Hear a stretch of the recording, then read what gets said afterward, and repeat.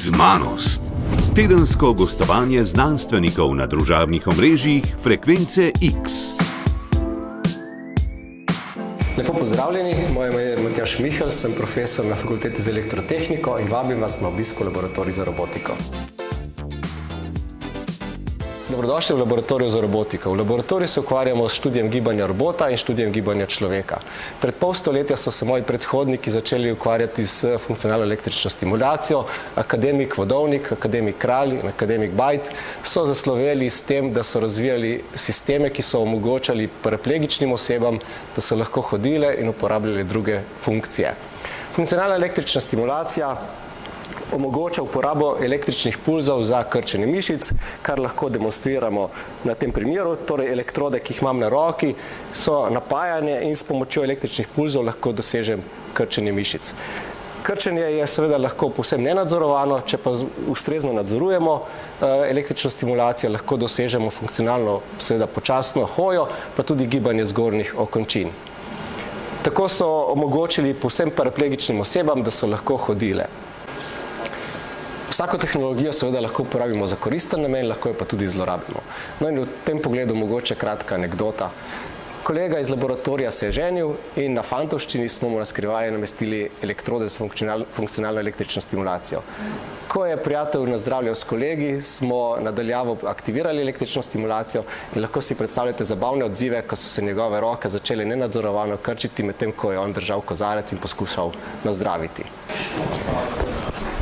Kot sem že omenil, se v laboratoriju za robotiko ukvarjamo tudi s študijem gibanja robotov. Razvijamo različne tehnologije, tako za industrijske aplikacije, kot tudi za rehabilitacijo.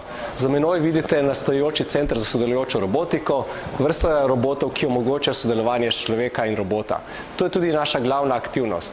Ukvarjamo se in razvijamo tehnologije, ki bodo omogočale sodelovanje človeka in robota tako v industrijskem, kot tudi neindustrijskem okolju. Tako smo razvili že robote za rehabilitacijo, ki se v vsakdanjem življenju uporabljajo v klinikah in so v pomoč terapevtom pri rehabilitaciji bolnikov po možganski kapi oziroma poškodbah hrbtenjače. Sodelujoči roboti danes omogočajo sodelovanje človeka in robota. Ti roboti so varni, lahko delujejo v dotiku s človekom in lahko delujejo v istem delovnem prostoru s človekom. Seveda so trenutno predvsem namenjeni za delo v industrijskem okolju, lahko si pa predstavljamo, da bodo taki roboti tudi nekoč sodelavci ne samo v industriji, ampak tudi v domačem okolju, v klinikah, v bolnišnicah in drugje, kjer potrebujemo pomoč robotskih mehanizmov. V laboratoriju za robotiko smo raziskovali kontakte med človekom in robotom. Iz tega smo pripravljali resne študije in resne objave. Novinarji pa so te resne objave izvohali in z tega so nastali članki, kako v vzhodni Evropi oziroma v skritih kotičkih vzhodne Evrope roboti pretepajo ljudi do neznosnih bolečin. Seveda je bilo to najprej zabavno, potem pa niti ne več, ker so se ti članki pojavljali po celem svetu.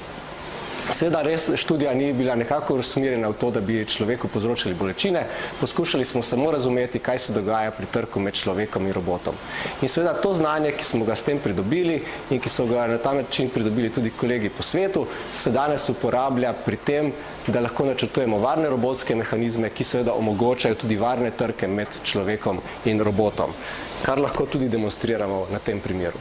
Torej, robot se ob kontaktu s človekom povsem varno ustavi in ne povzroča nikakršnih poškodb človeku. Seveda smo tudi akademska inštitucija in izobražujemo študente, poskušamo jih navdahniti za tehniko in mislim, da na področju robotike ostaja veliko ciljev še nedoseženih, tako da zagotovo ostaja priložnost tudi za mlade generacije, ki bodo na tem področju lahko razvijale nove tehnologije in v tehnološkem razvoju tudi pustile svoj odtis. Spremljaj na Twitterju in Facebooku Frekvence X. Čakaj, Maja, a je to prav, a je znanost ali je zmanost?